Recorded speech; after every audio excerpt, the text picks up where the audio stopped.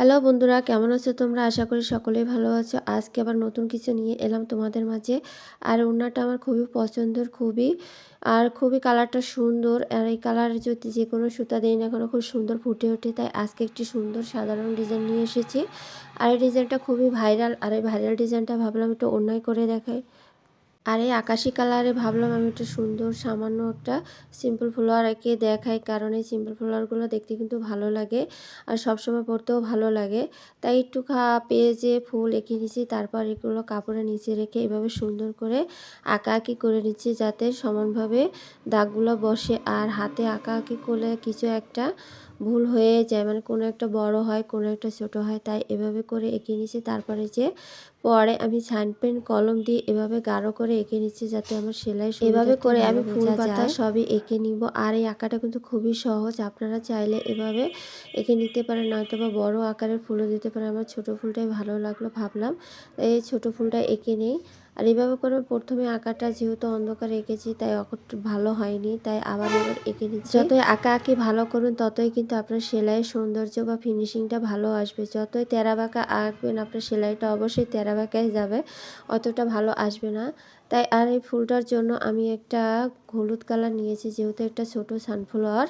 আর এই সূর্যমুখী ফুলগুলো কিন্তু ভালোই লাগে হলুদ ফুল দিলে।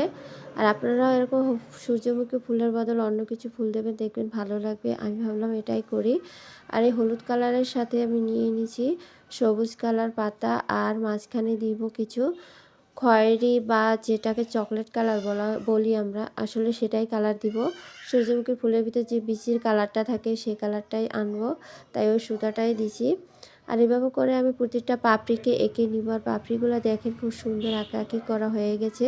আর এভাবে করে আমি খুবই ধীরে ধীরে টেনে নিচ্ছি, কারণ অনেক সময় জোরে টানলে সুতাটা কাপড়টা কেমন যেন গুছিয়ে যায়।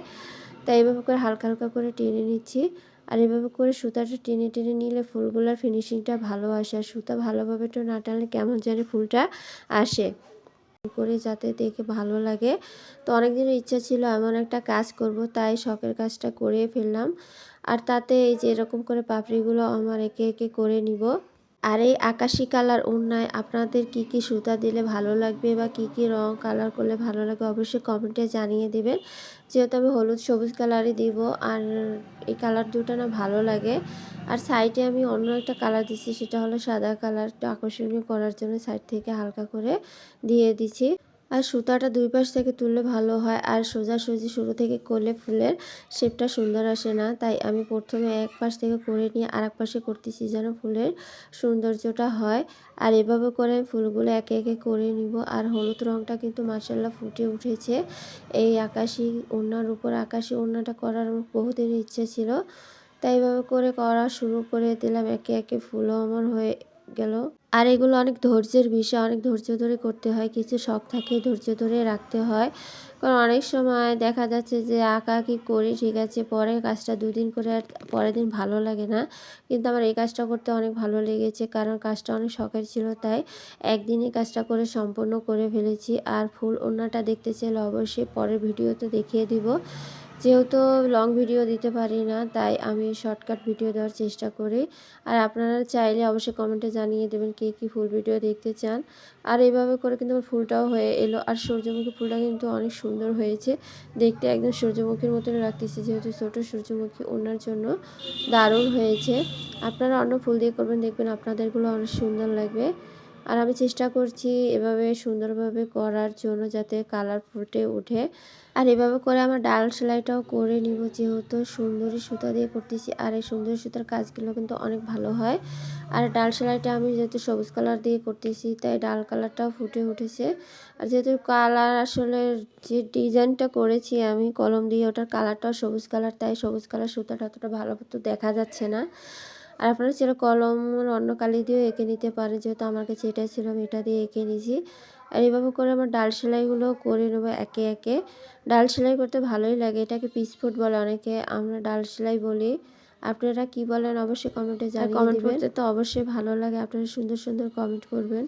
আর এই যে এভাবে করে আমার পাতাটাও করে নিব, সবুজ পাতাটা সেলাই অনেক সহজ, আপনারা সহজে এইভাবে করে। আর আমরা সকলেই প্রায় এইভাবে পাতাটা করি। আর এই পাতাটা করতে কিন্তু খুব সময় লাগে না, খুব তাড়াতাড়ি হয়ে যায়।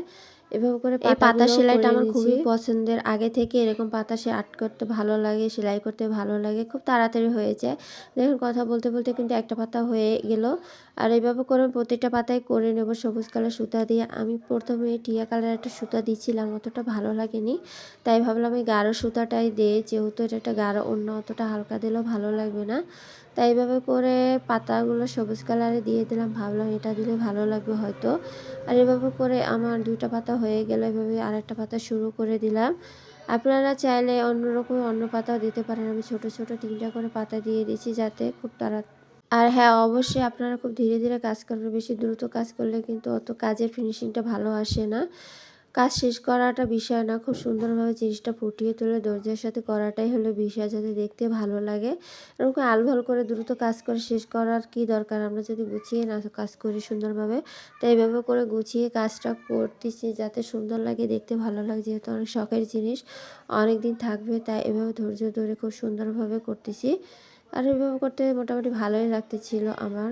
একটা কাজ শুরু করলে আরেকটা কাজের চিন্তা মাথায় চলে আসে, আর ভাবি এটা কখন শেষ করবো, আরেকটা কখন শুরু করবো। এভাবে করে কাজগুলো চলতে থাকে, আসলে ভালোই লাগে। মাথার ভিতরে যেন অনেক কিছু এসে জমা বেঁধে আছে। আর একে একে আমি ফুলের মাঝখানে সেই বিচিগুলো, সূর্যমুখী ফুলের বিচিগুলো সেলাই দিয়ে দিচ্ছি। এভাবে করে আমি সুন্দরভাবে সুতা দিয়ে ফুলের মাঝখানে ভরাট করে নিয়েছি।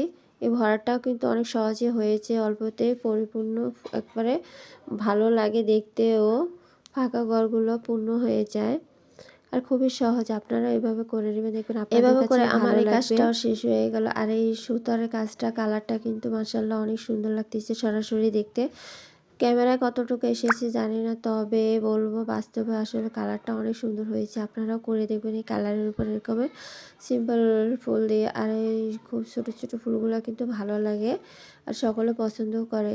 এভাবে করে আমার ফুল পাতা সবই হয়ে গেল। তাই সাইডে একটু হালকা আকর্ষণীয় করার জন্য সাদা সুতা দিয়েও সেলাই করে নিচ্ছি, যেহেতু ফুলটা খুবই গাঢ় কালার দিয়ে দিচ্ছি। মাঝখানে সাইডে হালকা সুতা দিয়ে দিচ্ছি। সাইডে সাদা সুতাটা দেওয়ার কারণে আরও বেশি সুন্দর গর্জিয়াস লাগতেছিল, যেহেতু খুবই ছোট। এভাবে করে একে একে আমি চারপাশে এরকম করে একবার সেলাই করে নিয়ে দ্বিতীয় পাটেও সেলাই করে নিব। দ্বিতীয় রাউন্ডটা দেওয়ার কারণে আরও বেশি সুন্দর লাগে প্রথমটার থেকে। দ্বিতীয় রাউন্ডের কারণে ঘরটা অনেক সুন্দর বোঝা যায়। আর এইভাবে করে আমি ওড়নাতে প্রায় অনেকগুলো ফুল করে নিয়েছি, খুব কিচিমিচি করিনি, ফুলগুলো ফাঁকা ফাঁকা করে বসিয়ে নিয়েছি। এরপর মাঝখানে একটু কিছু বড় বড় ফুল দেব, যেন ওড়নাটা আরেকটু ভরাট হয়। তো অনেক বড় ওড়না, তাই ভাবলাম একটু বেশি ফাঁকা না করি, কারণ বেশি ফাঁকা করলে একটু কেমন দেখাবে। তাই এর মাঝখানে একটু বড় বড় ফুল দিয়ে দিব। এভাবে করে আমার এই প্রথম শাড়ির লাইনটাও হয়ে গেল সুতার কাজে। এভাবে করে সম্পূর্ণ কাজগুলো চাইলেই আপনারা এভাবে আপনাদের পছন্দের কাজটি করে নিতে পারেন খুব সহজেই। দেখেন একটা ওড়না গল্প করতে করতে কিন্তু করা হয়ে গেল একটি ফুল। আর এটি খুবই সহজ, আপনারা সহজে এভাবে করে নেবেন। আমার 2টা শাড়ি এভাবে হয়ে গেছে। তো এভাবে করে সুন্দর সুন্দর ফুল ও ডিজাইন পেতে অবশ্যই আমার চ্যানেলটি সাবস্ক্রাইব করে পাশে থাকবেন। আর ভিডিওগুলো অবশ্যই দেখে লাইক কমেন্ট শেয়ার করবেন। আর বন্ধুরা, অনেক ইউটিউবে অনেক নিয়ম চালু হয়ে গেছে, তাই আপনারা সাপোর্ট করে পাশে থাকবেন। অবশ্যই সকলকে ধন্যবাদ। আমার ভিডিওগুলো দেখবেন, লাইক কমেন্ট শেয়ার করবেন। আর কেমন হয়েছে অবশ্যই কমেন্টে